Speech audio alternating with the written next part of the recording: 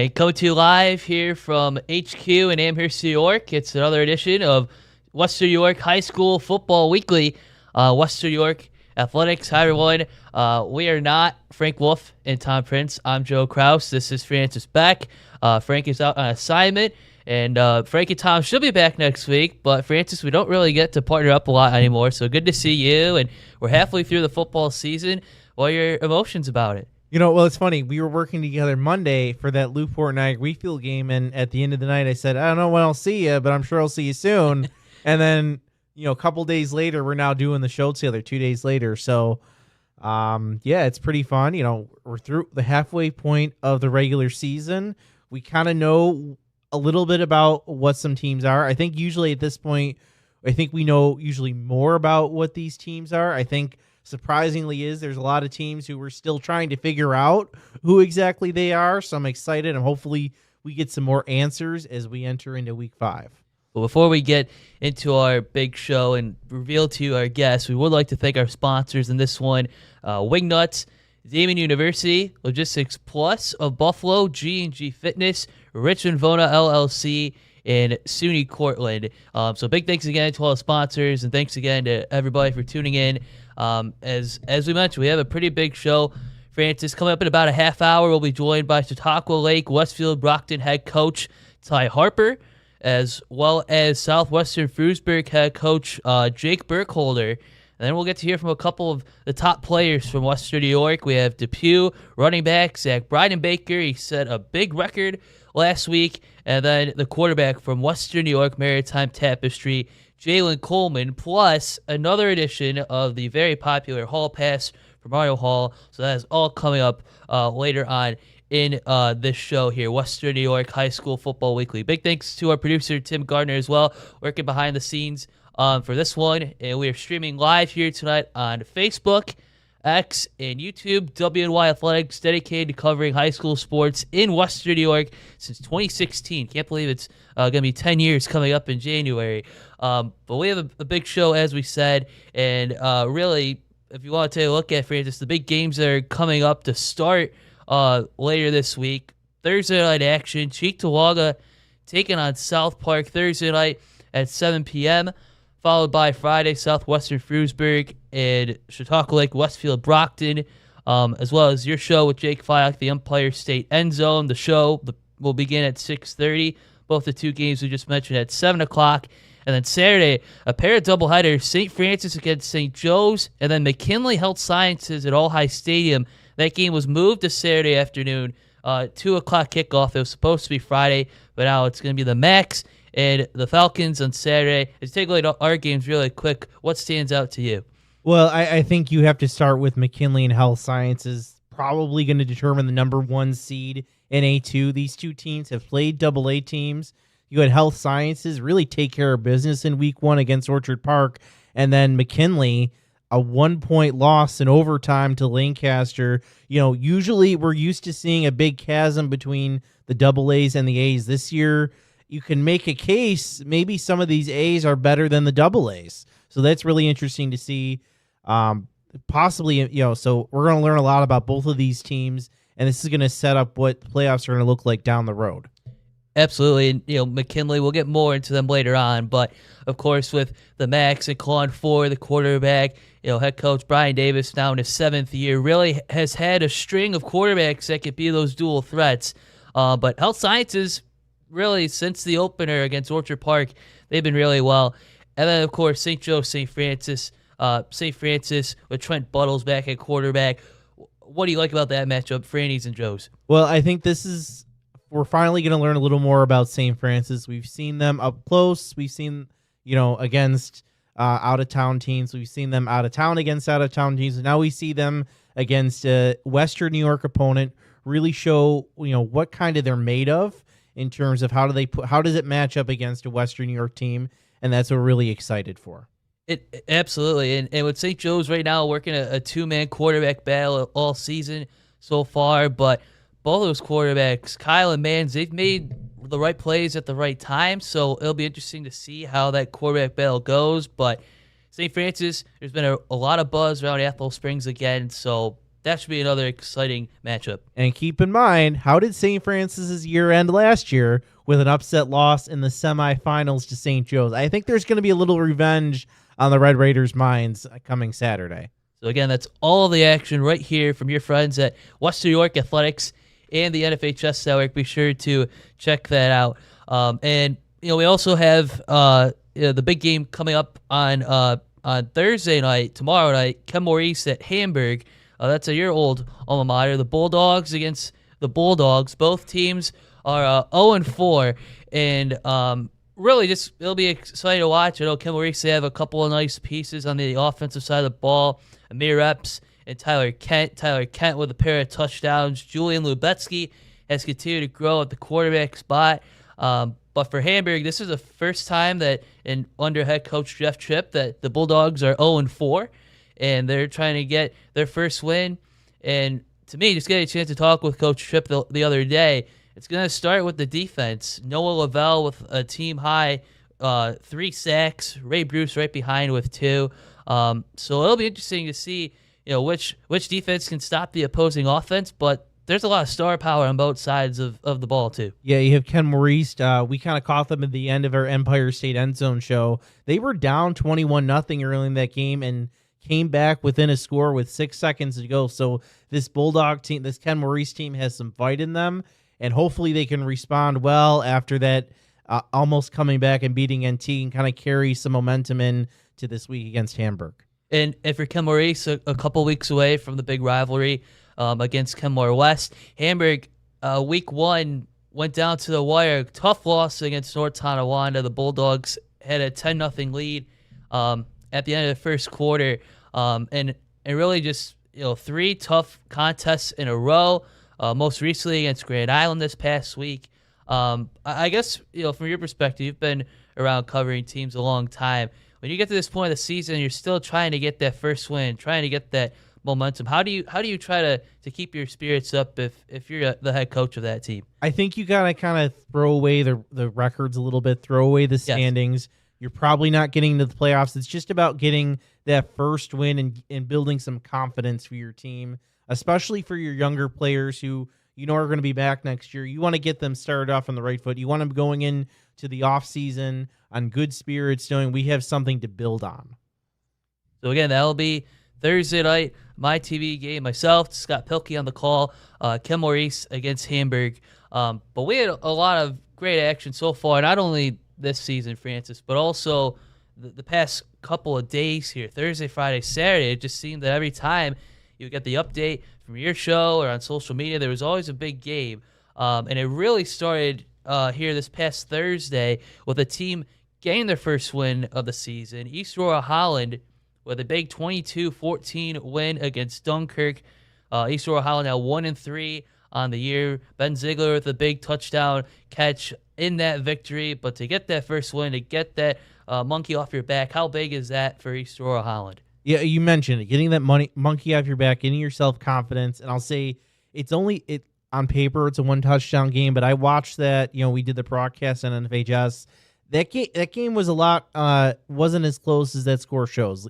East Aurora had control of this thing in the first half, and really much of that third quarter, it was Dunkirk kind of sneaking in a few touchdowns towards the end of the game. So a really impressive effort by an East Aurora team that's been, bullied a little bit this season. So it was good to see them bounce back. Yeah, and Ben Ziegler, like we said, the 9-yard touchdown catch, his only catch of the day. The East Aurora Holland only made 3 passes in that game. A lot of success in the ground game there. Hayden File with a rushing score. So again, East Aurora Holland getting the first win of the year against Dunkirk. And then the next game that we should really talk about also on Thursday night, the McKinley Max with a 28-0 win over Williamsville East. It was a very hectic day weather-wise, but the Max and Kalon Ford, 2 touchdown runs here, 109 yards rushing. Once again, the Max, like we said at the top, just the running game from the quarterback. And McKinley, this is interesting now, continuing to find the right momentum at the right time. Yeah, remember, this team is on a mission to get back to the stadium. They went there last year. They fell to a very good Sweet Home team. Sweet Home doesn't appear to be that same team this year. So the Max are right back into it. They had to take their first test was Will East. I think they were previously unbeaten. They've had some couple of big wins this year, so they took care of business there. Again, you mentioned the rain. I would have liked to seen how McKinley would have defended the Will East passing attack in a good weather situation, but you play with what you got and what they had. They did their best with. Obviously, they made their own mistakes, fumbling the ball a couple times and some penalties, but ultimately they got the 28-0 win in that one, setting up their game with Health later this week. And for Williams-Elise, it'll be a quick turnaround against North Tonawanda, who's 3-1 as well. The Flames, they have some nice pieces, as you said. Is there anyone from Willies that has stood out to you from what you've read? You know what? I don't have my notes in front of me, but we've seen them, a couple. We saw them against Will South in the Empire State end zone. Their running back, whose name escapes me, is a really tough runner, really fast as well. And they have good pieces. It's just a matter, they got to kind of put it together sometimes and, play a full 4 quarters. So that was the action from Thursday. And then Friday, a really big game out in Barker. Barker Royhart moving to 3-1 on the year, a 50-24 victory against Eden North Collins. Eden North Collins with their star quarterback, Brady Waring, who had a couple of nice plays, 2 rushing scores, and a passing throw in the loss for Eden North Collins. But Barker Royhart, and I'll get to my thoughts about just the atmosphere in just a sec. But Barker Royhart with 6 rushing touchdowns in the win. Tyson McCaw, I had a chance to watch him a lot over the last couple of years covering that team, and that was probably the best he has looked. From what I've seen as their quarterback, 2 rushing touchdowns, and really it just seemed that every single time that the Bulls needed a big running play, and credit to the offensive line for making those open spaces, whether it was Carter Sarkisian, Anthony Adenofi, Tyson McCaw, Joey Ryder, whoever had the ball for the Bulls, they just ran with it. And the most points in a single game for the Bulls this season, 50-24. You have to go back to last year, Week 7 against Tonawanda, when the program had 50 points. But Barker Royhart, 3-1, right now at the top of Class C North when you break down the point differential as well. They look really tough to beat. Yeah, there are 4 surprise teams for me this year in Section 6, and 3 of them come from that C North division. It's Maritime Charter, Eden, Niagara Falls, and AA. And that team you just talked about in Barker. Last week, obviously we mentioned we saw they previously beat Eden. They also beat Medina a couple weeks earlier. That's close game. That kind of really put them on my radar. So really impressive what they've done this year. And I'm always excited to see new teams get in the mix in terms of the best in their division, getting into high seeds in the playoffs. And really for the Bulls, the head coach Bill Brunning, really everybody was excited to have Barker and Royhart once again together, but it's been a long time since football has been played in Barker. They have a great new turf facility, second year with the new turf facility. And Bill Brunning back at the helm. This is his 3rd time a part of the program. The nice merger, and great to see last year's head coach CJ Knight still on the coaching staff as special teams coach. But just a great atmosphere overall. Friday night, myself, Corey Zayats, longtime NT football coach, made his color commentary debut for us, and we actually on our ride up there we got stuck. Behind the homecoming parade. So we got to see the really cool atmosphere of kids getting the candy after they were thrown out from the cars. I was not the Grand Marshal. There were rumors that I was the Grand Marshal, but I was not the Grand Marshal. But we had a great time.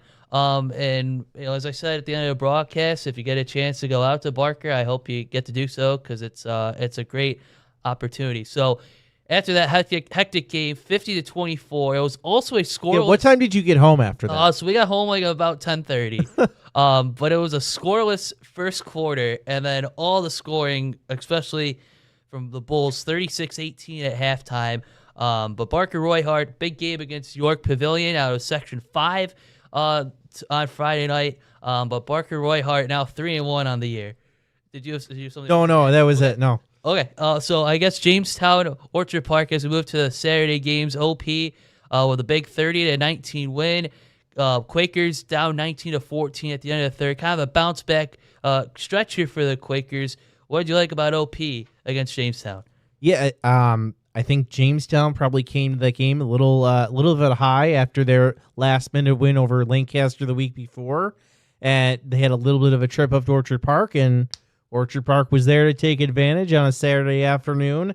And currently, right now, they're one of the top teams in AA, and that kind of gives them a tie-breaking advantage. We'll get into in a little bit, but Orchard Park put themselves in a good shape. Yeah, Orchard Park really starting to find a lot of success. Jack Bresky with a 3-touchdown day.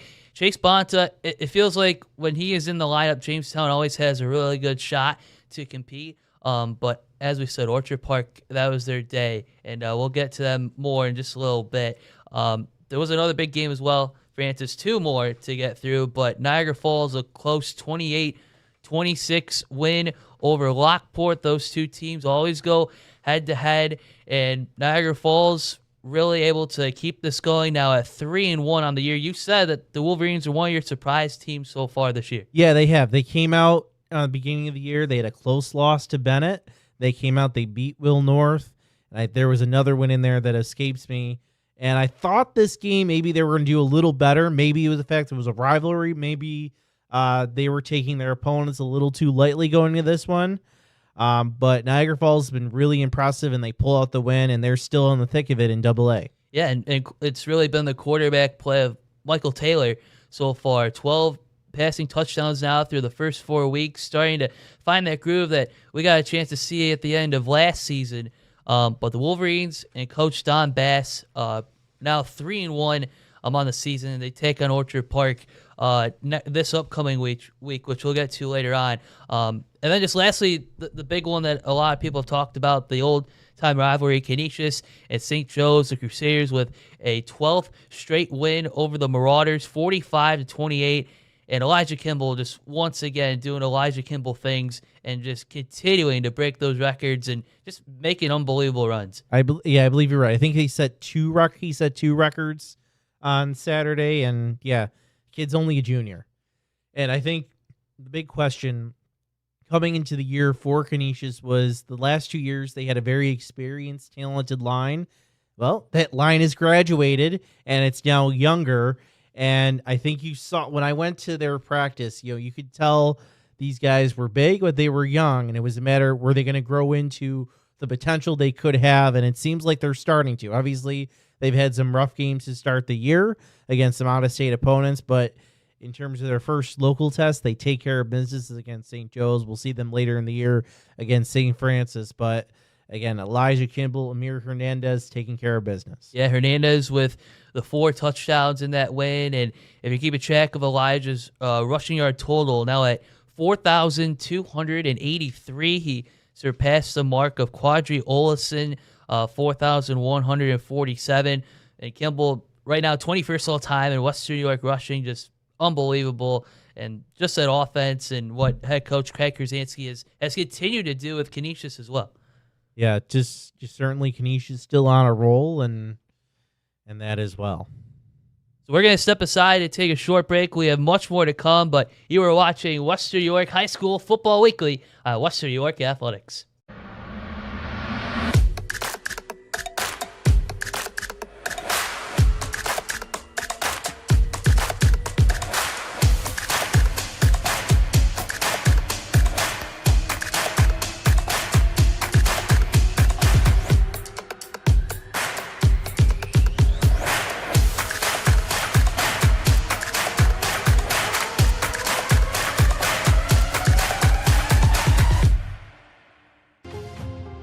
At Richmond Vona, we are seriously dedicated to bettering the communities that we serve.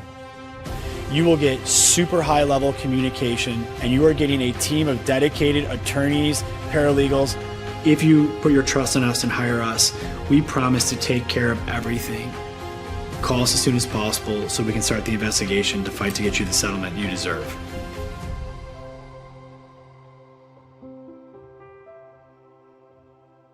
Wing nuts. You still got to go. Have you guys tried Room 40 yet? Looking for the perfect spot to throw your next party? Say hello to Room 40, our private event space at both Wingnuts locations. Maybe you got a birthday, a graduation, anniversary, business event, rehearsal dinner, or even a sports banquet. From intimate get-togethers to rowdy celebrations, Room 40 is built to handle it all and fits up to 60 guests. With custom food and drink packages, flexible setups, legendary Wingnuts hospitality, and all the wings you can handle. If you're planning a celebration or get-together in Buffalo, this is where the party's at. Local vibes, zero stress, all fun.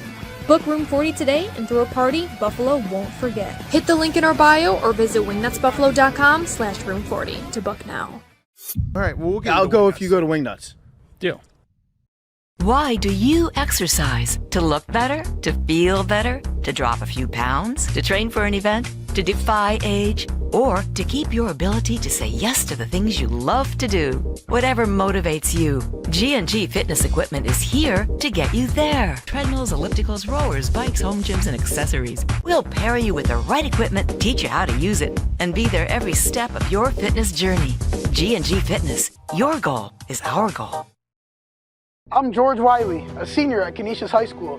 As the only Jesuit high school in Western New York, Canisius delivers a life-changing education. Canisius prepares young men for acceptance into the nation's finest universities, and our community supports us at each step of our journey.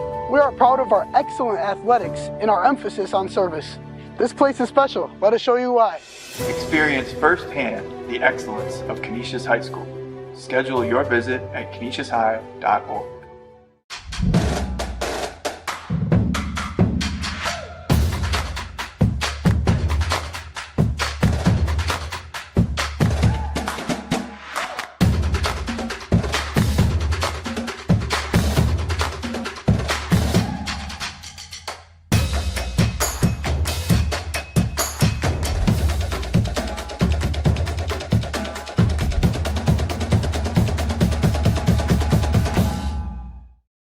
Logistics Plus is a global transportation provider headquartered in Erie, PA, with locations worldwide, including right here in Western New York. Logistics Plus is consistently recognized as a fast-growing transportation and logistics company, great supply chain partner, top freight broker, leading project cargo manager, and a great place to work. With a strong passion for excellence, our 500-plus employees put the plus in logistics. For an efficient, personal approach for all of your transportation needs, more information about our Buffalo office is available at logisticsplus.com/Buffalo. And welcome back to West New York High School Football Weekly on West New York Athletics, Episode 5 of Season 10. Joe Kraus and Francis Beck filling in for Frank and Tom. Tonight, Tim Gardner is also with us. And Francis, as we take a look at the standings, there are a couple of extra important notes that you wanted to pass along. Yeah, it's too early to do full playoff scenarios, but I think some things that I picked up. Right now in AA, there's a three-way tie between Lancaster, Jamestown, and OP. They all beat each other. Doing them, if they were to still end in a three-way tie, OP would win that, and then it would be Jamestown would get the second or whatever of that, and Lancaster would be the last team out.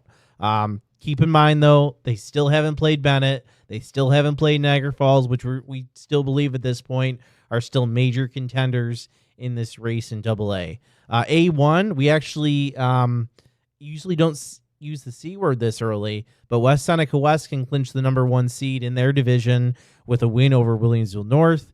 They've undefeated so far, and they all of their non-league games are at the end of the season, so they have a chance to clinch. They can be the first team to clinch a top seed in Section 6 this year. A2, we kind of mentioned it before in the game on Western New York Athletics on Saturday. McKinley Health probably going to determine the number 1 seed. Obviously, there's still scenarios where Willys could get involved, NT, but you imagine if whoever the winner of this game probably is able to take care of business, they end up the 1 seed in that one. B2, Iroquois wins over Depew and Lackawanna. So they're right now really in the driver's seat for the number 1 seed. I think they need to beat Olean in about 2 weeks in order to clinch it. C North, it looks like it's going to be Barker and Maritime Tapestry in Week 8. That's probably going to determine the number 1 seed there. C South, Falconer, CSP, and Portville. They're all 1 and 2 right now. Only 2 of those teams are probably going to make the playoffs. So teams that we're used to doing very well, one of those teams is going to be on the outside looking in at the end. And then in Class D, we had Newfane had a big win over Randolph, of the previously unbeaten team. So it's only Wilson and Newfane undefeated in Class D. they'll meet in class in week 8, a rivalry you know very well, Joe, probably determine that number 1 seed. So that's just a little look at the playoff implications. I would suggest not going any farther than that because there's too much left. But just to give you a sneak preview of what, in terms of that playoff seeding, what to look for. And I know in the weeks to come, you're gonna continue to break down breaking down of where each team could possibly go. And really quick, your point when you talked about Class AA last year, Jamestown, Niagara Falls, they met in week 8, and then it determined who was going to host that playoff game, and it was Jamestown that won the playoffs. So anything can go down the stretch. But at the time being, that's where we are in the playoffs. And now it's time for another edition of the Connolly Cup winners. And Francis, I mean, you see the names on your screen right now at home. Just a lot of players, especially down that first row, that they look really good. So reminder, everyone, if you're on this list or you've been on the list in the previous 3 weeks, you are in the hunt for the Connolly Cup top 10. Obviously, they'll release that after the regular season. But without further ado, the names: Zach Breidenbacher from Depew, Trent Buttles, quarterback and free safety at St. Francis, Matt Capon, quarterback Newfane, Wade Dowdy, wide receiver DB Salamanca, Jalen Coleman from Maritime, Carter Derrickskarian, he's from Barker. Actually, you probably know his D. Sarkisian. Yep. D. Sarkisian, running back, cornerback from Barker Royhart, and then Kalon Ford, QB from McKinley. And take a look at the rest of the names here this week from Chautauqua Lake, Westfield Brockton, Devin Hawes, the wide receiver, defensive back, Canisius's Amir Hernandez, the big running back. Up next, Olean quarterback Joe Mest, Medina running back and defensive end Christian Moss is also on the list this week, as well as West Seneca West wide receiver linebacker Alex Quarantillo, Bennett running back Jimmy Valentine, and Portville running back Jake Ziegler. So that is a pretty solid list for the Connolly Cup. And again, all you need is one, folks. All you need is one. If you were on the list previous weeks and you weren't on this week, you don't need to worry. All you need is one, and you're in the pool. We should mention Trent's Trophy, which honors the top linemen. We normally do get their nominees by this time, but we haven't seen it yet. So hopefully they put that on the social media soon. Watch for that. But unfortunately, we just don't have the names right now, so we cannot recognize those players. So again, congratulations to all the Connolly Cup winners. And yeah, really another really solid list. And again, as you said, you only need to get on there once. Is there something about the Connolly Cup or the Trench Trophy, Francis, of why it's such a big honor, just on base of what you've seen over the years? Well, I mean, the Connolly Cup is kind of the Heisman of Western New York high school football. Been around for over 50 years. You know, if you look back on the winners of this award, it's a lot of Division I players, a couple guys who've gone on to play in the pros. So a very prestigious list. So again, be sure to tune in for next week of who makes it to Connolly Cup Week 5. As we're just getting ready here for another edition of the Western New York High School Football Weekly. We have some big guests coming around the corner, and when we come back, we will hear from Chautauqua Lake Westfield Brockton head coach Ty Harper. We don't have Ty yet. Do we want to bring in Jalen next? Yeah. So we'll bring in Jalen Coleman, the quarterback from Maritime Tapestry. Right after this break, you're watching Western New York Athletics. At Richmond Vona, we are seriously dedicated to bettering the communities that we serve. You will get super high level communication, and you are getting a team of dedicated attorneys, paralegals. If you put your trust in us and hire us, we promise to take care of everything. Call us as soon as possible so we can start the investigation to fight to get you the settlement you deserve.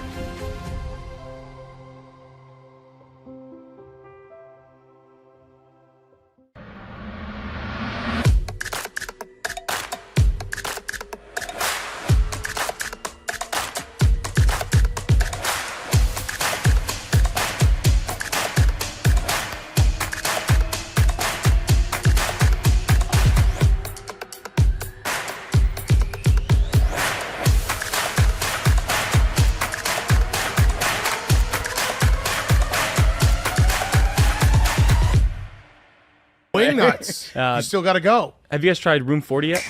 Looking for the perfect spot to throw your next party? Say hello to Room 40, our private event space at both Wingnuts locations. Maybe you got a birthday, a graduation, anniversary, business event, rehearsal dinner, or even a sports banquet. From intimate get-togethers to rowdy celebrations, Room 40 is built to handle it all and fits up to 60 guests, with custom food and drink packages, flexible setups, legendary Wingnuts hospitality, and all the wings you can handle. If you're planning a celebration or get-together in Buffalo, this is where the party's at. Local vibes, zero stress, all fun. Book Room 40 today and throw a party Buffalo won't forget. Hit the link in our bio or visit wingnutsbuffalo.com/room40 to book now. All right, well, I'll go if you go to Wingnuts. Deal. And welcome back to our studios here in Amherst, New York, another edition of Western New York High School Football Weekly. Joe Krause, Francis Beck with you tonight, and we will bring on our first guest. He is the quarterback from Western New York Maritime Tapestry.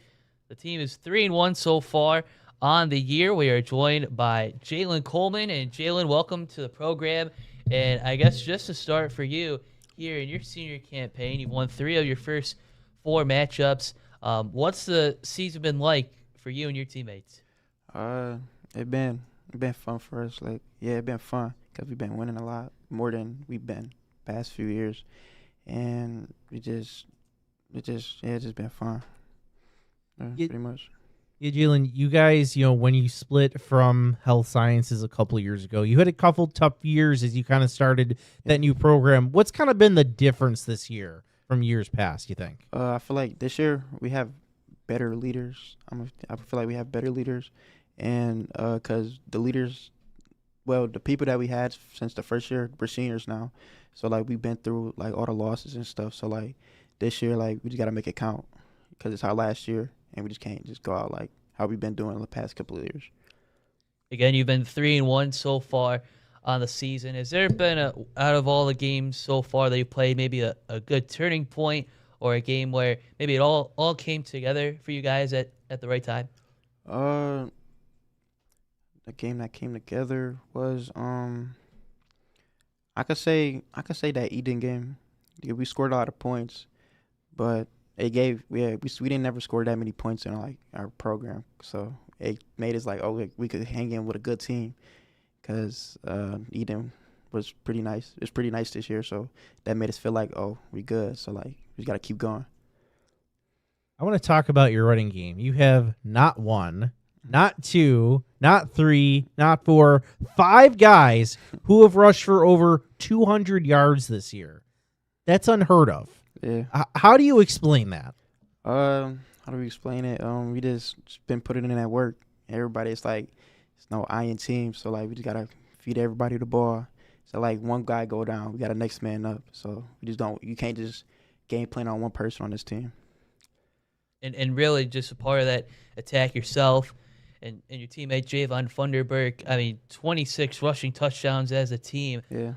How is the running game been able to be effective this year more compared to maybe the last couple of years? Last year I feel like we was more of a passing team, and it's more effective this year because our linemen, we got returning linemen. We damn near got the same linemen from last year, and they just been putting all the work in the off season, just grinding, and most of they're seniors too. So we just been grinding. So I feel like that's why it really changed. You could say that.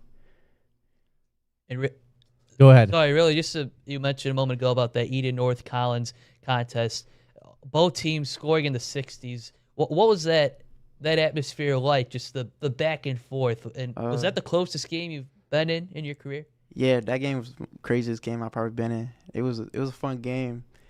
They were a tough team, and the quarterback was really nice. The receivers were really nice, and we just kept battling. That was the most craziest game I've been a part of, though. We just kept going back and forth.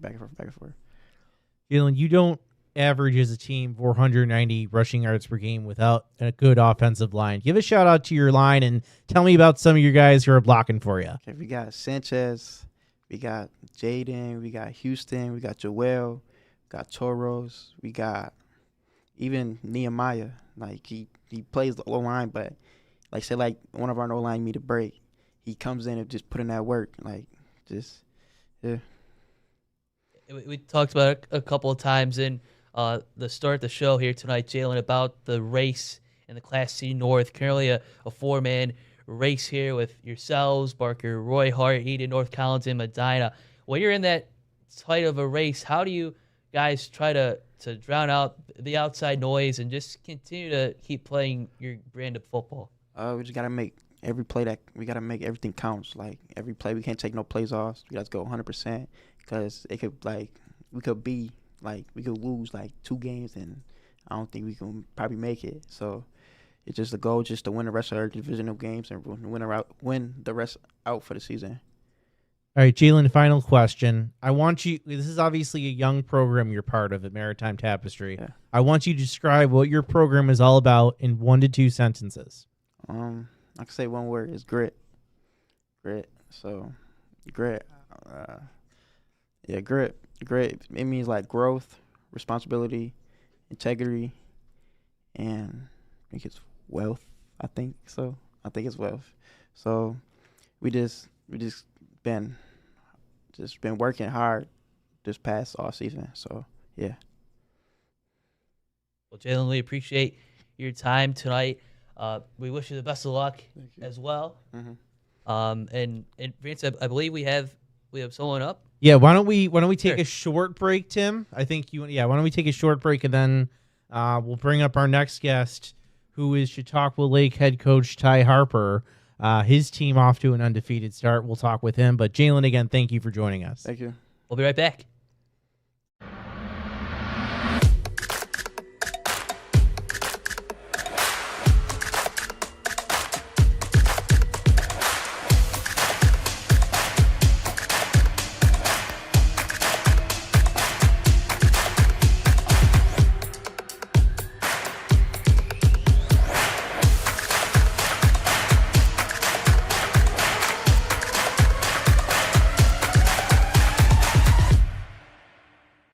Why do you exercise? To look better? To feel better? To drop a few pounds? To train for an event? To defy age? Or to keep your ability to say yes to the things you love to do? Whatever motivates you, G&G Fitness Equipment is here to get you there. Treadmills, ellipticals, rowers, bikes, home gyms, and accessories. We'll pair you with the right equipment, teach you how to use it, and be there every step of your fitness journey.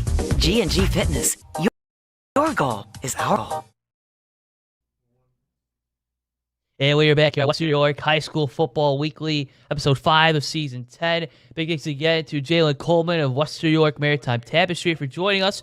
But our next guest here, Francis, is the new head coach of Chautauqua Lake, Westfield Brockton, Mr. Ty Harper. Ty, if you can hear us, I believe you can. Thanks again for joining us tonight. How are you this evening? Well, thank you. Thank you so much for having me. Appreciate it. Ty, you come into a new program here, 4-0 start of the season, 3-0 in Class C South action. What has this past couple of months been like for you, yourself, coming into a new program, and also just the team as a whole?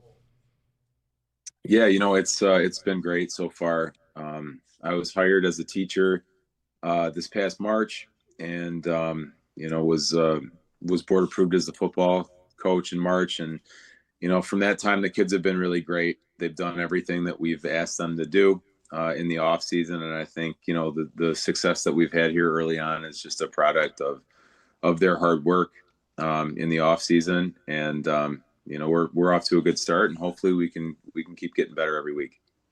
Ty, what was the biggest thing you try to instill in your new program when you took over? I think that the foundation for success was laid before I got there. They had a really successful year last year. They won 7 games, and they were, playing in the semifinals, 1 game away from Highmark last year. So my hopes coming in was just to really add value to what they already had. We've tried to instill, an attitude of toughness. We want to play with intensity and emotion, and at the same time, we want to play with a little bit of a chip on our shoulder, and so far so good. We just have to keep getting better every week. Yeah, I know this past week, Ty, you did take on CSP, a 14-12 victory for your team. What was that experience like? And again, the closest contest that you had so far this season. Yeah, they're a great program. Obviously a really tough game. Both teams battled really hard. I thought we were fortunate to get out of there with a win. CSP played really, really hard. And, our kids dug down and found a way to get it done.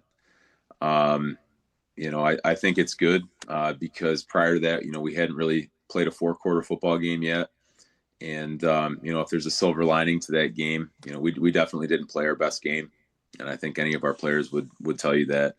I think if you're looking for a silver lining, it's that, now we've been in a 4-quarter football game. So hopefully we can use that moving forward. And again, we can, continue to improve every week.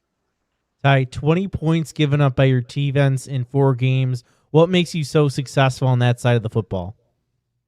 Well, I think it starts with practice and preparation. We try and get our kids as prepared as we possibly can every week. We watch a lot of film.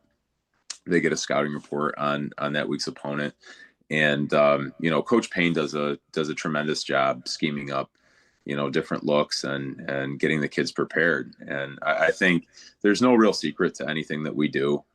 We practice hard, and I think that what you see, on game day is just a product of our preparation. So I would say that that's probably the biggest determining factor in terms of our success. But the kids have really bought into what we've asked them to do. They've been really hard workers, and they've been extremely coachable. So all of those things, when you add them up, usually it leads to being relatively successful on the field. One of the players that you have relied upon so far here, Ty, is your senior running back, Braden Gibbs, with a team high, 8 passing touchdowns. Your quarterback, Braden Gibbs, stepping in, your senior quarterback. It's a new head coach. How has that been so far for him, and what's he brought to the offense? Well, I'll tell you what, Braden is a tremendous leader. He's extremely coachable. He's a kid that he wants to get together on Sundays and watch film. I think that speaks volumes about him and the type of kid he is. Wanting to give up a Sunday morning to come in and watch film. He's a great student of the game, and again, like, he was successful before I got here. I'm just trying to add value to what he has already been able to accomplish. And he does a lot of things really well. He can make all the throws. He's a very good athlete. He's a really good leader for us. He's one of our captains. So, I just think that Braden's everything that you want in a quarterback and in a leader. So yeah, I'm lucky to coach kids like Braden. Ty, 3 undefeated teams left in C-South. It's you guys, Salamanca, and your opponent this week, Southwestern Frewsburg. How do you keep your team together going down the stretch, including this big game this week? Yeah, it's got to be a one day at a time approach. Southwestern Frewsburg's very good. They're really well coached. They've got a lot of really good players, and we'll have to play a heck of a lot better on Friday night than we did this past Saturday if we're gonna beat them. And I think our guys know that, and hopefully, I think the thing that maybe sets Southwestern Frewsburg apart from some other teams, especially in C, is their level of physicality up front. I think on both their offensive and defensive lines, they're very good. You can tell that they're well coached, they're aggressive, they're physical. And if we're gonna stay with them, then we're gonna have to match that physicality. They've got a really good quarterback. They've got excellent skill players. The running back has been great through their first 3 or 4 games. So yeah, we're gonna have to play our best game. It's an extremely competitive league. A lot of great teams, a lot of great coaches. So yeah, we just hope to be in the mix at the end of the season, and we're excited for the challenge on Friday night. I did hear that before joining us tonight, you had a homecoming parade out in Westfield. Was that a big atmosphere tonight?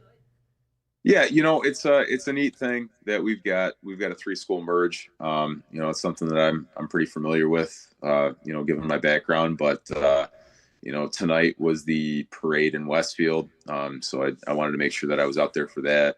It was a cool thing. They had some of the younger kids out there. The youth football teams were in the parade, and a lot of my players that are from Westfield were with their classes on the floats. So yeah, it was a nice atmosphere. And Chautauqua Lakes Parade is Friday night. Thankfully, we'll be getting dressed, ready to take the field for that one. So I won't be a part of that. But yeah, homecoming's always a special week, and something for the kids to be excited about. And hopefully, we can put a good product on the field on Friday night. All right. Well, Ty, thank you so much for joining us tonight on Western New York Football Weekly, and good luck on Friday night against Southwestern Frewsburg. And of course, make sure everybody knows that they can watch that game here on Western New York Athletics. Appreciate you guys. Go Birds. All right. Thank you, Coach. Coach, what was that, Joe? Oh, I don't know where I was going with that. Well, again, Coach Harper, Ty Harper, a lot of success, having good success so far at 4-0. Again, that's going to be a big game Friday night that you'll be able to watch right here. I believe the Jamestown crew is going to be on that game. I think so. Let me double. I don't have my notes up. Me. Does Tim know offhand? It's the Jamestown crew on that. But yeah, props to him. It's tough to go from one program that you've had so much success with, and you're going to take over another program, and they have their own sets of principles and ways they do things, but they've they've kind of merged it together, and they got off to a success really quickly. And he's had a lot of experience with bringing different schools together in those big championships run, like he did this past year with CSP. So we have 2 more guests to go here in our lineup tonight. Coach Burkholder from Southwestern Frewsburg. All right, he's in. So why don't we take a short break and we'll bring him in? Sure. He'll be facing off against Ty Harper on Friday. So we'll step aside and come right back. Western New York Athletics.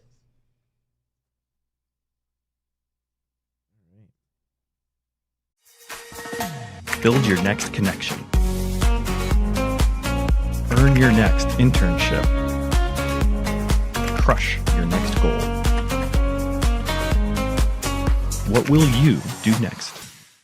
Logistics Plus is a global transportation provider headquartered in Erie, PA with locations worldwide, including right here in Western New York. Logistics Plus is consistently recognized as a fast-growing transportation and logistics company, great supply chain partner, top freight broker, leading project cargo manager, and a great place to work. With a strong passion for excellence, our 500-plus employees put the plus in logistics.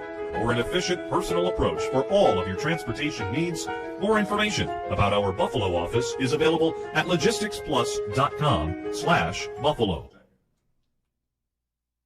And welcome back here to Western New York High School Football Weekly. My name's Joe Kraus. Francis Beck is with me tonight. We're both filling in for Frank Wolf and Tom Prince this evening. And no, Frank and Tom did not get 20 years younger and grow full heads of hair.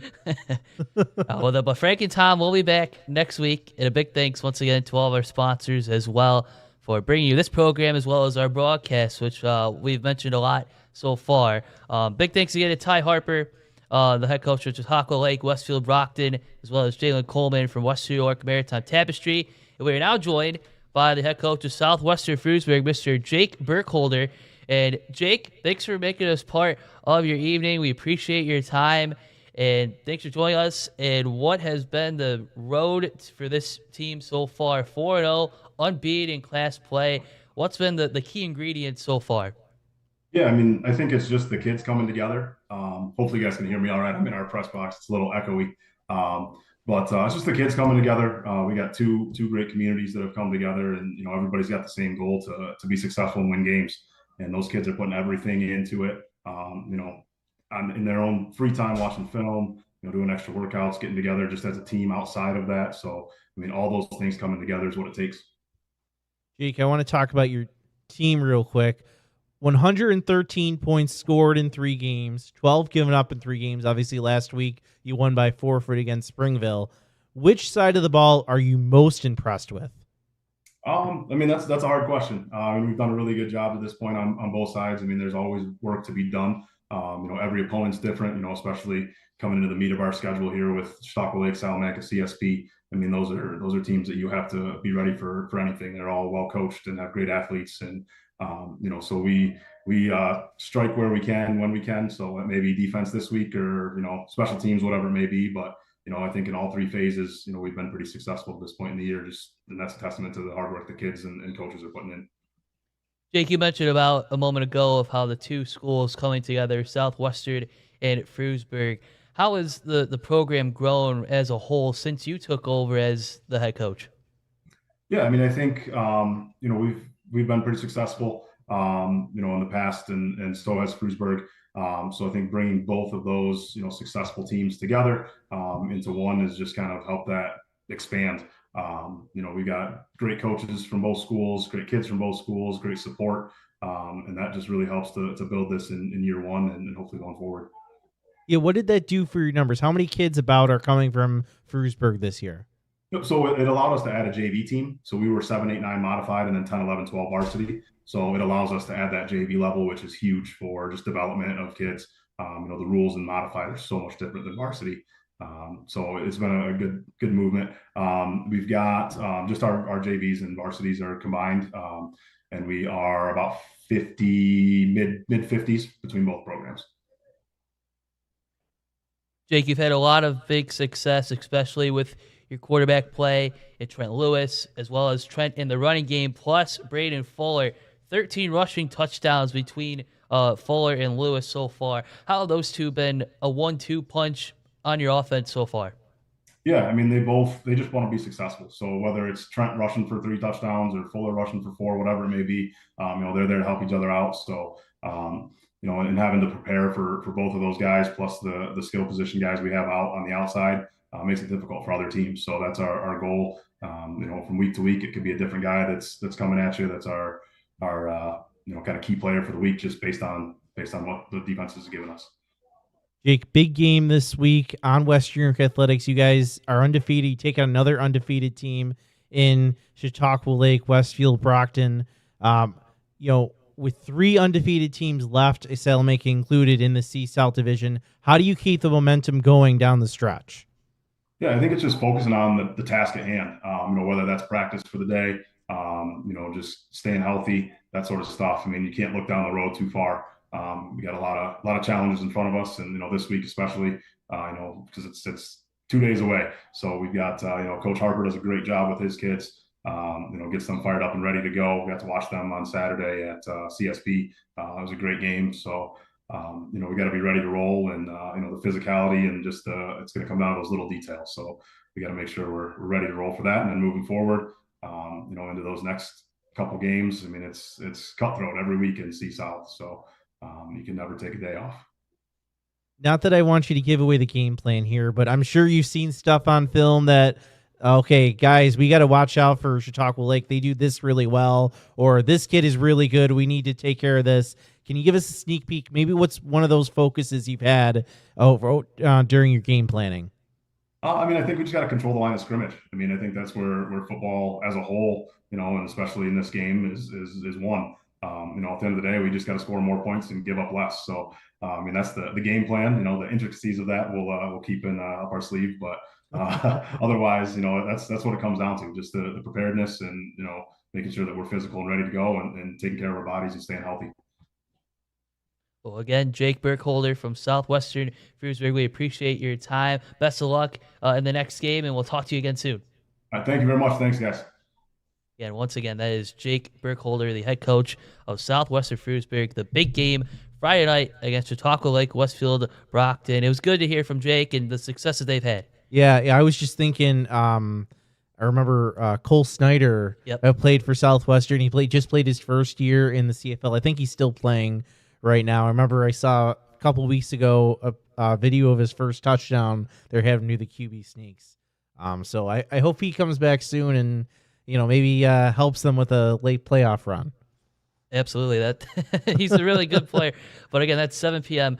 Friday night. Again, that was head coach Jake Burkholder from Southwestern Frewsburg. We have one more guest Back here at studio, it is the Depew running back, Zach Baker. We're going to take one last short break and come right back here with Zach. You're watching Western New York High School Football Weekly on Western New York Athletics. I'm George Wiley, a senior at Canisius High School. As the only Jesuit high school in Western New York, Canisius delivers a life-changing education. Canisius prepares young men for acceptance into the nation's finest universities, and our community supports us at each step of our journey. We are proud of our excellent athletics and our emphasis on service. This place is special. Let us show you why.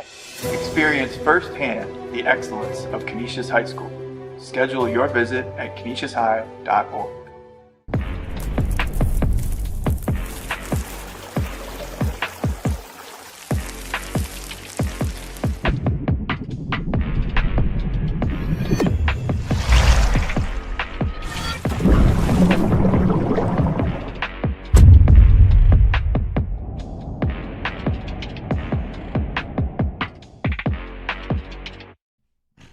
And welcome back to Western New York High School Football Weekly on Western New York Athletics. Joe Krause, Francis back with you tonight.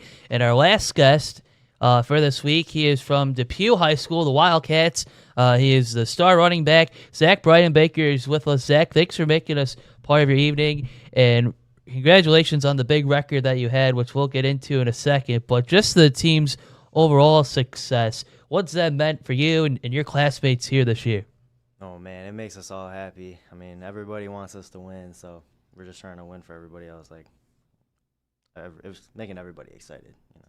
Oh, get a little bit closer. It's making everybody excited. All right.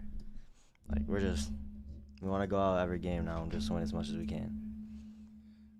Zach, you had a big game. You rushed for 299 yards and 4 touchdowns. It was the single game rushing record. Yes. When did you know like you were close to that thing, or was it just after the game someone told you, oh, you broke a school record?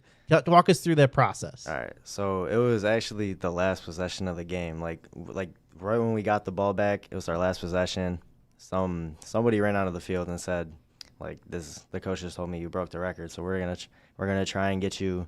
And at the time I had 293 yards, and they wanted to give me 7 more yards for 300, but I finished with 298, but I'm still happy with that. It's fine.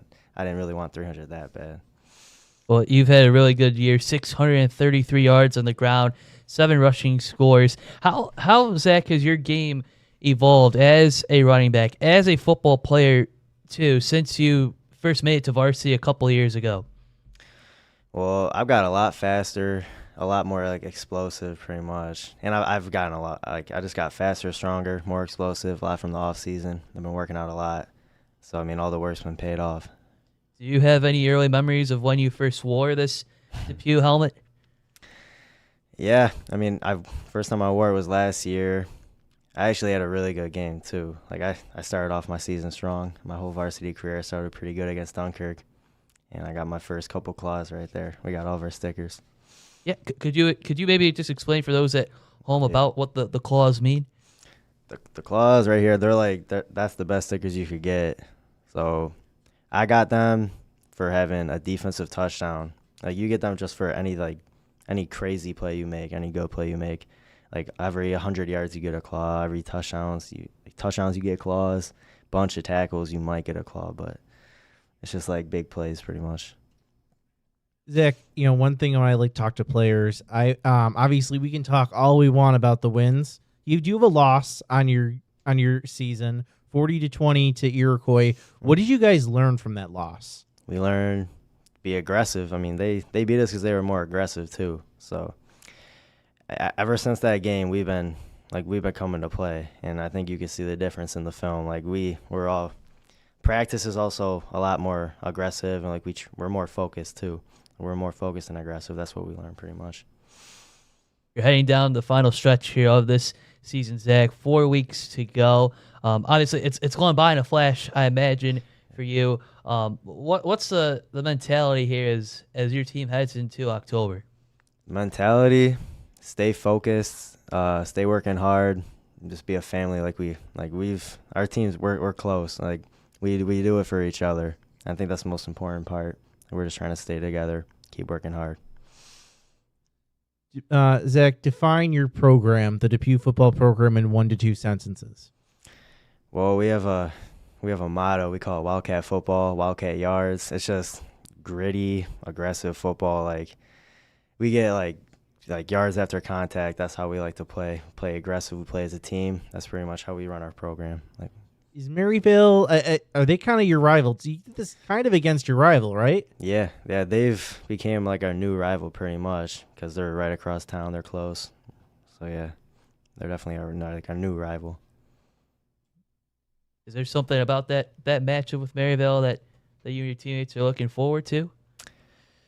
Yeah, I mean, because not only is it a rival, we know a lot of the kids on that team too, and our coaches, they hype it up a lot.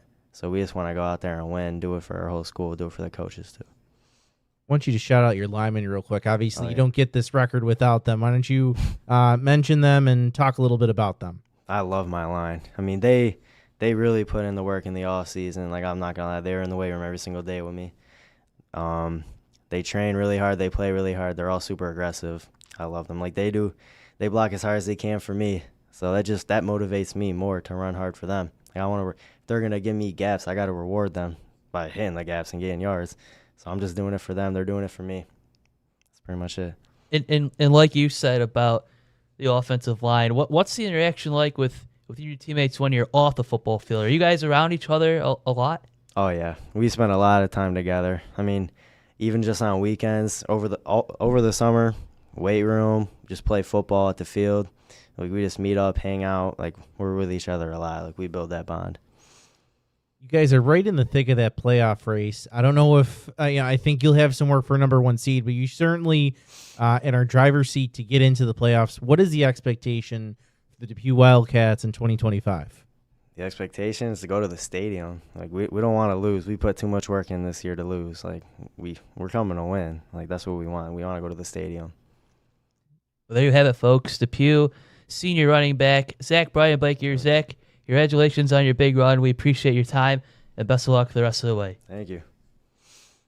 So we're gonna take a short break. I believe we have the hall pass. Yeah, hall pass. Can we go right to the hall pass? And then the break? Yeah, why don't we go right to the hall pass, and then we'll take a break and come back.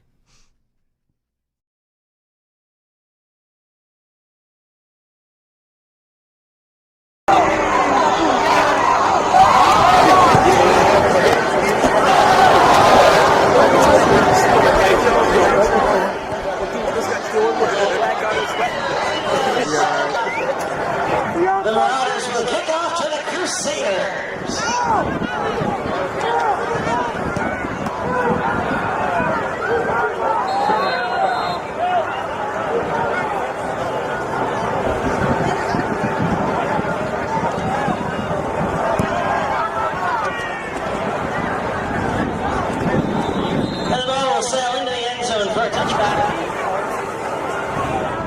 We're going to talk right away. I'm going to go right here to Elijah Kimball. Elijah, you have 3 runs that are in this game that happen to be 65 yards and over in this one. Think about that. Why were you able to bust the line the way you did? Them guys up front, that's the reason I was able to do that. Ladies and gentlemen, with that 73-yard run from Eli Kimball. Not only is he running into the end zone, he's running into the history books.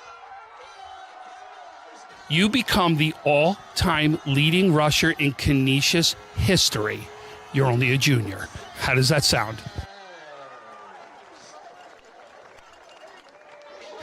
If it wasn't for them, man, I wouldn't be here. Javez, my previous line, first group of seniors I had, Kevon, and them, they gave me great guidance. So, because of the quick start, how important was that to get off to a quick start today in such a rivalry game? Nah, it's very important. Even if it wasn't a rivalry game, it's very important to come out and punch them in the mouth off the rip. Play physical football off the rip.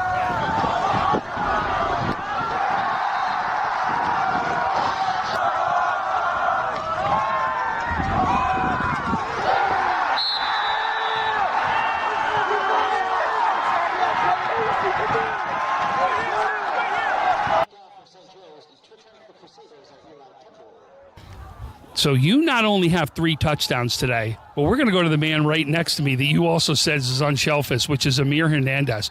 4 touchdowns. You were able to bust open stuff that went right through the A gap, and then you took it out and showed your speed. Talk about what had to happen the minute you went through the hole that you were able to take these so long.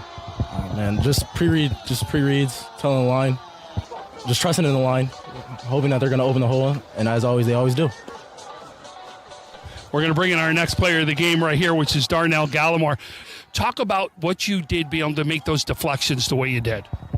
Basically, it's starting practice first with all my guys. They just going 100%, making sure, like, as being the leader, going 100%, not slacking or nothing like that, and then translate it to game time and just have fun and ball.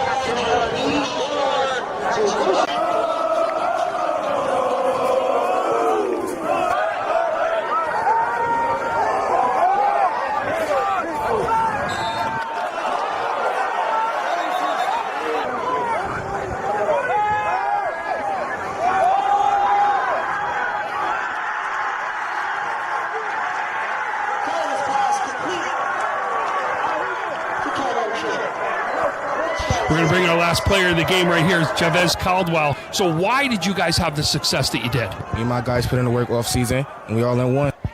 So does that mean that's why you get fed the ball a couple times a game out there too? Yes, sir.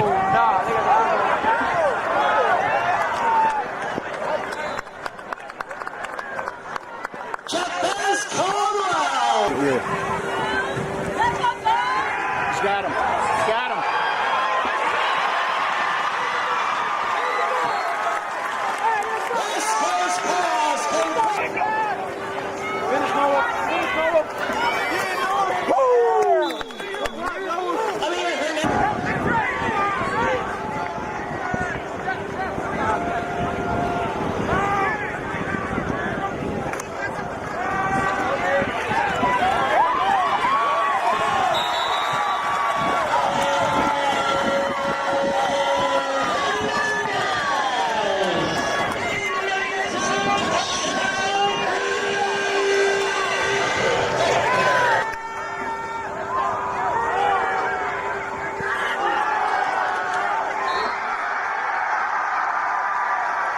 Today, we welcome the Bishop Timon St. Jude Tigers and the Island Senior Martin Clash. St. Jude Acacia's West South now following the news and information regarding Acacia's high school sports and athletics. Valuable player is awarded to from the Acacia's Crusaders with a 250-some-yard performance. The running back, number 0, Eli. Congratulations, guys. That's another big victory here by Canisius. Way to go, guys. Congrats.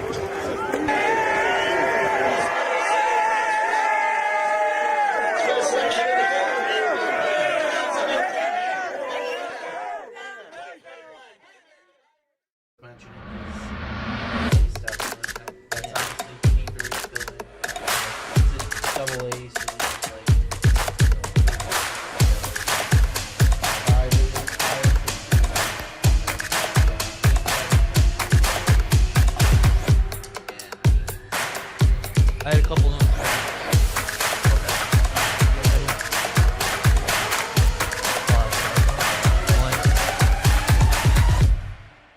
Okay, I just want, At Richmond Vona, we are seriously dedicated to bettering the communities that we serve. You will get super high level communication, and you are getting a team of dedicated attorneys, paralegals. If you put your trust in us and hire us, we promise to take care of everything. Call us as soon as possible so we can start the investigation to fight to get you the settlement you deserve. and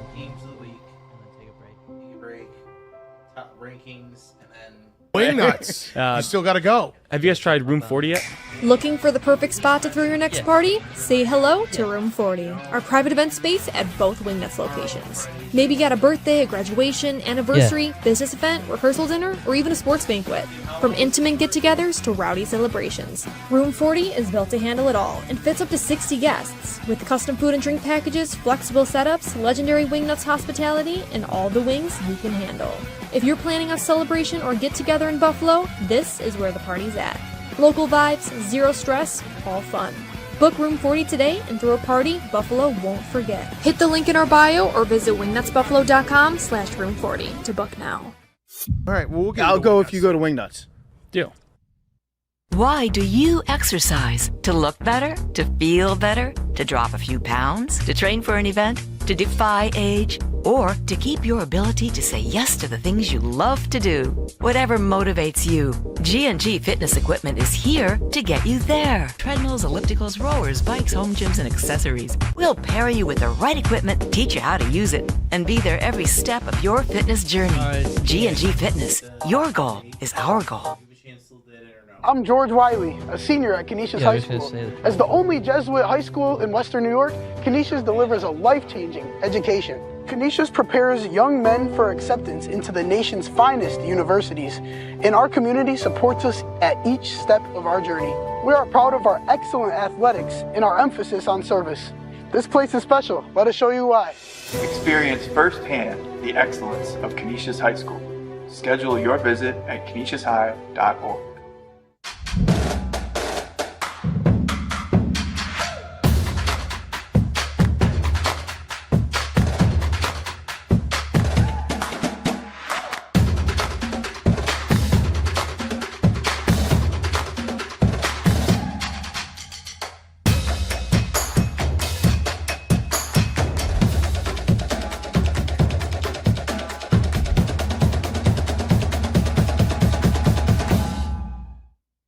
Logistics Plus is a global transportation provider headquartered in Erie, PA with locations worldwide, including right here in Western New York. Logistics Plus is consistently recognized as a fast-growing transportation and logistics company, great supply chain partner, top freight broker, leading project cargo manager, and a great place to work. With a strong passion for excellence, our 500-plus employees put the plus in logistics.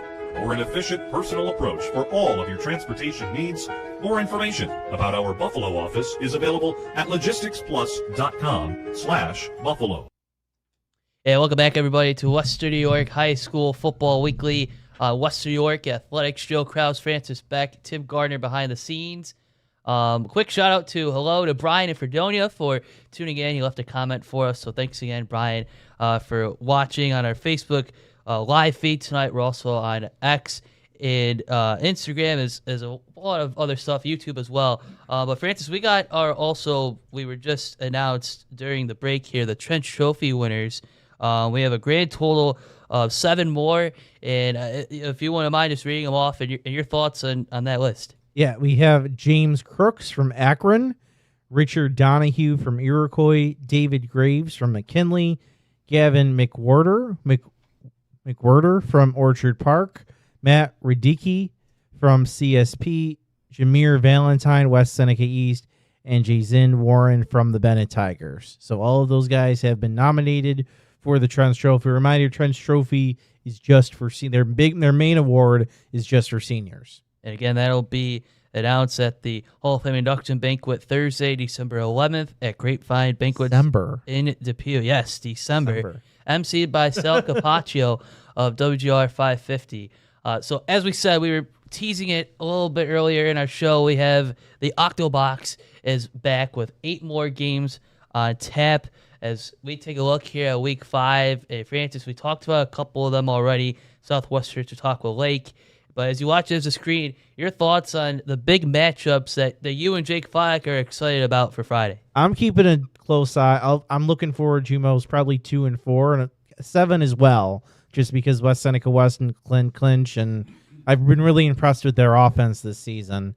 But yeah, we have to learn about what Niagara Falls and Bennett truly are. They needed, taking on the big boys of this AA division. Do these, especially Niagara Falls, do you belong this year in that conversation as one of the top teams? Or Maybe not. And Bennett, what exactly are you? They bounced back last week against Clarence, a non-league game. They did what they had to do. I believe it was like 40-6. So, but now against one of the big boys, how do you match up? So, two very important games.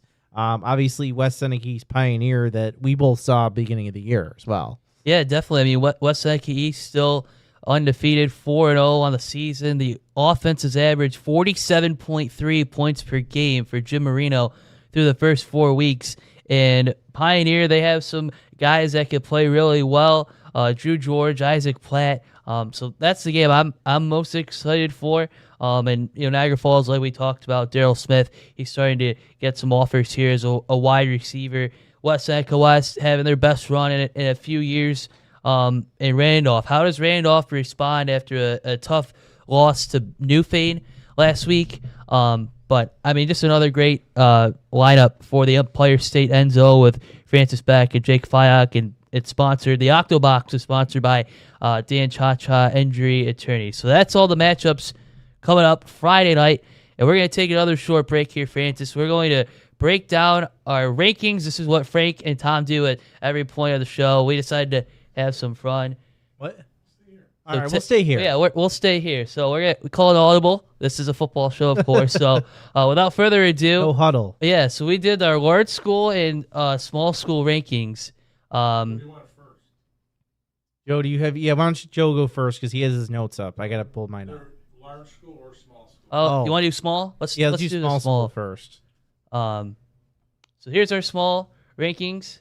So I think we're identical at number 1, West Seneca East, and the rest of my top 10: Pioneer, Chautauqua Lake, Brockton, Westfield, Newfane at number 4, still unbeaten in Class D. Barker Roy Hart really stood out over the past couple of weeks, especially seeing them in person. Wilson Lakeman still unbeaten. Iroquois still in the mix as well. And then CSP, Western New York Maritime, and Medina at number 10. And for the Mustangs, when Christian Moss, when you still have him in your lineup, it could be a tough day for any opponent. So that's my top 10. And what are your thoughts on yours? I see, obviously, West Seneca East. We both saw them the first week. They look absolutely amazing. No holes in that team.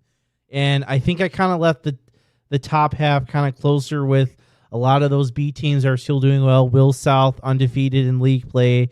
Iroquois off to a good start. Lackawanna is always a tough team. And then I'm getting into my C's with Chautauqua Lake, Westfield, Brockton. I want to see more from Salamanca and Southwestern Frewsburg. That's kind of why I have them a little lower. I've been impressed with Newfane and Wilson are doing. That's why I have them at 6-7. And then Barker Royhart has been the surprise of the year at number 10. Again, we're still figuring out what, the C North Division has really, you could argue, has been one of the weaker ones in Section 6 the past 3, 4, 5 years. So now that we're seeing some teams have success, I don't want to prematurely put too many teams from that division up in my top 10, but, the next few weeks, if they really show up, maybe I'll put a few more of them in there. Yeah, I mean, that's how we break it down. Whoa. I think Tim has some thoughts. Okay.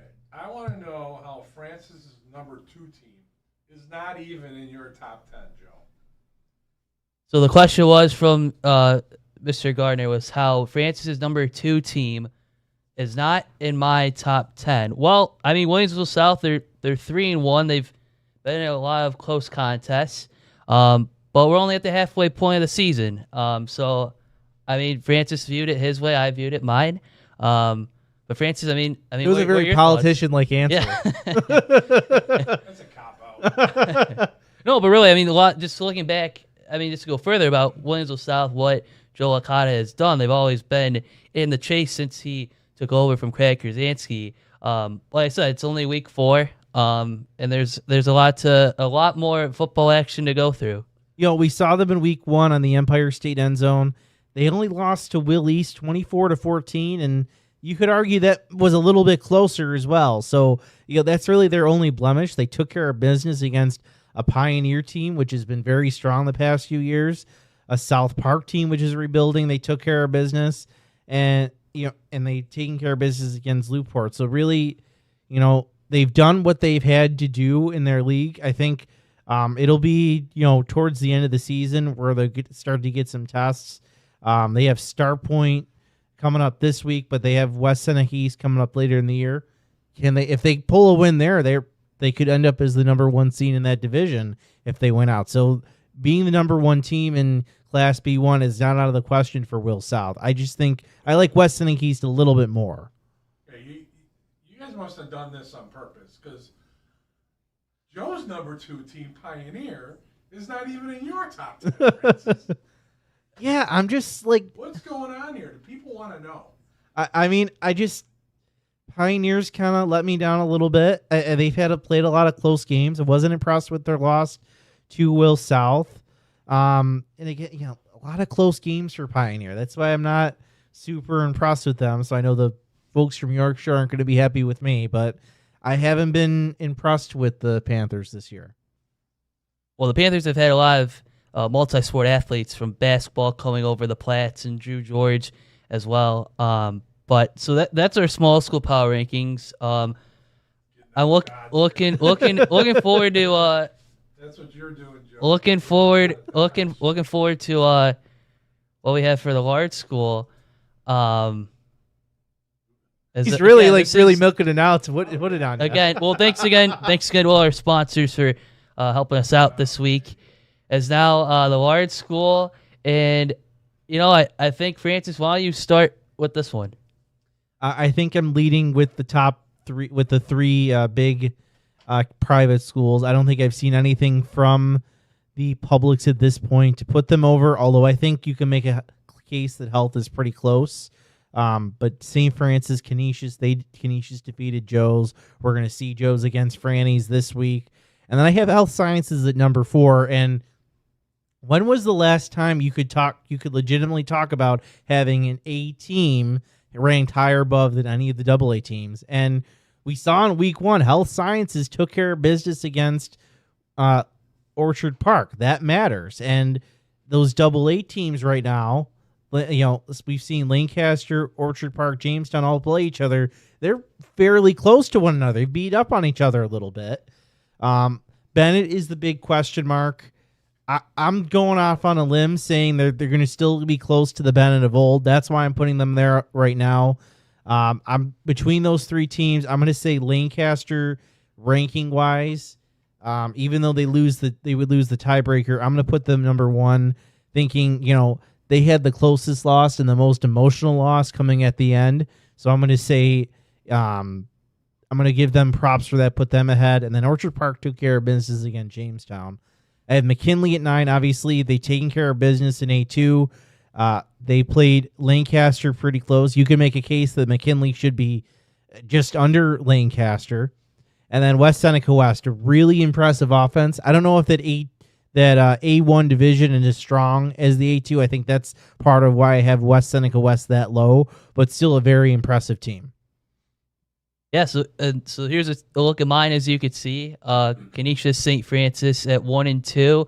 I kind of liked what Frank was saying last week about Canisius. Until someone can really take them down, I think Canisius, pound for pound, that's why they're number 1. And we've talked about Elijah Kimball and Amir Hernandez and so many others on both sides of the ball for what Coach Krasinski is doing. St. Francis with quarterback Trent Buttles, he's having a good year as well. They bring in the running back Cook from St. Joe's, having a nice run so far with St. Francis. Bennett, the only loss that they had was not against a Section 6 team. Lancaster is, they're still at the top at a nice tight victory against Orchard Park a couple weeks ago, and the Legends still able to move the ball. McKinley, as I've been saying all night in the program, this is their time of year where they start to gel offensively. They're already 4-0. That's right. And Health Sciences is right there in the mix. Grand Island, with the running style that Coach Santoyo has, it's still been pretty lethal. Dominic Nucci back as the fullback. Niagara Falls, we've talked a lot about them a lot tonight as well, with Michael Taylor at the quarterback. He's really taken strides this year, which is really great to see. And West Seneca West and Orchard Park round out the top 10. I think Orchard Park, this is a big week for them against Jamestown. They could get that late stride. But that's our top 10 for a large school. This was a lot of fun. Are you going to take your shots now? What do you think? There's no shots. You both have 2 teams on each of your boards that aren't on each other's? You know what they are? Well, Joe has Niagara Falls and I don't, and Grand Island.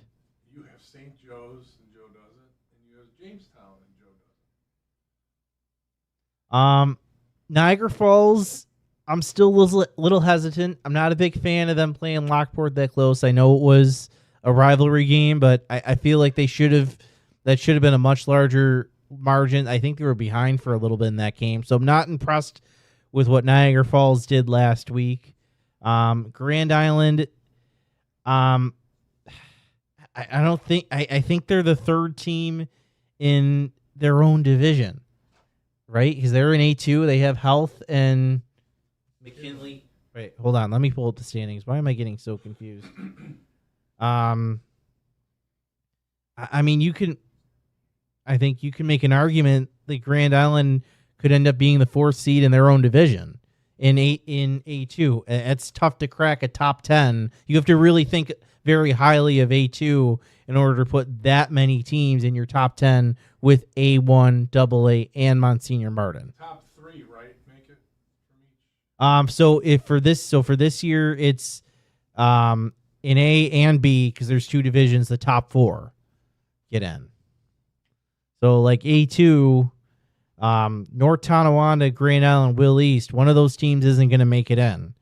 In A1, Sweet Home, I think A1's kind of, I think we know where that's going, but again, that's why I'm kind of hesitant on Grand Island. Do we even know? I mean, I think they make the playoffs, but they may end up as a 4 seed and get knocked down in the first round. Well, I think as I said with Grand Island, they brought back so many pieces from a year ago, including Domnucci, especially just the running game. It seems whoever gets the ball, they're just able to run it down the field. But I mean, like we said, this is only week 4. These rankings are, I think, they're for fun, correct? I think for the fans at home. I used to do it because I'm bored. Because I can't sleep on Saturdays because I'm so excited from a weekend of football, of high school football. That's a good point. No, me too. I agree. I agree. So again, those are the rankings. Hopefully, I don't. we get Frank and Tom didn't do theirs, right? I want to know what Joe's got against St. Joe's. Yeah, why isn't St. Joe's in your top 10? Well, I mean, I think. St. Joe, why isn't yours St. Joe's? So the question for those that can't hear, because we don't have a mic for Tim tonight, about St. Joe's. I mean, listen, I think St. Joe's has had a good year so far. I was really impressed with their week 2 against Jamestown. You could make the case that Jamestown's had a couple bumps and bruises because Chase Bonda couldn't finish the game. But I think Mike Corona has done a really good job with the pieces that he currently has. They have the 2 quarterback race. I think whoever gets the starting nod, instead of going between the 2 options, which both have done pretty well in the situations. One has started, one has come out. I think St. Joe's has a lot of pieces there. But I think, the Canisius contest and, early on, a couple of other close ones, that could have gone their way. It just didn't. But I think St. Joe's is still in the mix. I just didn't think they're in my top 10. So, I will give Joe credit here. I mean, he does. Can we go back to it one more time? He is being consistent because Joe's beat Jamestown. He doesn't have either Joe's or Jamestown in his top 10. So he's being consistent there. But I would argue that victory for St. Joe's, defeating Jamestown, kind of shows there's still a bit of a chasm between the top private schools and the public schools. I mean, I'm not knocking on the win for St. Joe's against Jamestown. I think it was a solid victory. I'm just saying as a whole, the big games that they needed to get early on, the Cardinal Hayes, Canisius, it just didn't go their way. But I still think they're a solid program. I think Mike Corona is still the guy for that program. I think the 2 quarterbacks, whoever gets more of a starting nod, if they can just find one guy to just start the majority, I think they'll be pretty good. But so far they've done well. To me, it's only week 4. We got a lot more to go, but I don't think they're in my top 10. But again, it's only week 4. All right, speaking of week 4, why don't we take one final look at the games we're doing this weekend for Week 4 on West New York Athletics and the NFHS Network. With tomorrow, we have one game on the docket. It's Cheektowaga and South Park. That's on the NFHS Network. I'll be on the call with Mark Johnson, and if you tune into the game, be forewarned. I haven't done color for a game in, I think, maybe 2-3 years, so I might be a little rusty on that. And then Friday, we have our big game is Southwestern Frewsburg at Chautauqua Lake Westfield Brockton. We talked to both Coach Burkholder and Coach Ty Harper this evening, so you go back, you can rewatch those interviews, and then the Empire State End Zone at 6:30 with those top 8 games you just saw will be following. Yeah, it's a really big week ahead from us here at West New York Athletics and FHS Network. And yeah, Francis, you got any final thoughts about tonight's show? Yeah, this is actually really fun. I didn't find out about this until maybe a little over 24 hours ago. Asked to sub in, and I'm like, oh wait, what am I supposed to do here? And then someone played, okay, we got a couple interviews. We'll talk football. I can handle this. So yeah, that was a lot of fun. I didn't know you were going to be on until like an hour after that phone call. So this show kind of coming together kind of fast, but Frank and Tom put the pieces together that we needed to make this successful. So thanks to them, and tune in this week to all of our stuff going on. I think, especially that game Saturday, McKinley Health Sciences. I think that's going to be that could be possibly game of the year. That was supposed to be Friday night, and we were supposed to have in Western New York Athletics, and they moved it on us. I was really hoping for that, but we'll still have it on Western New York Athletics. It'll just be Saturday. It's more that I couldn't see it during the Empire State End Zone that I'm more disappointed in. But nonetheless, I think that's a candidate for game of the year. Two teams that really are similarly built, similar culture, similar play styles, and I'm excited to see them go at each other. Yeah, that should be a really good one. Again, 2 p.m. on Saturday. But thanks again, Francis Beck, and to our producer, Tim Gardner, and to all who watched. Hope you had as much fun as we did. And again, Frank and Tom will be back here next week for another edition of Western New York High School Football Weekly. Thanks again, and have a good night.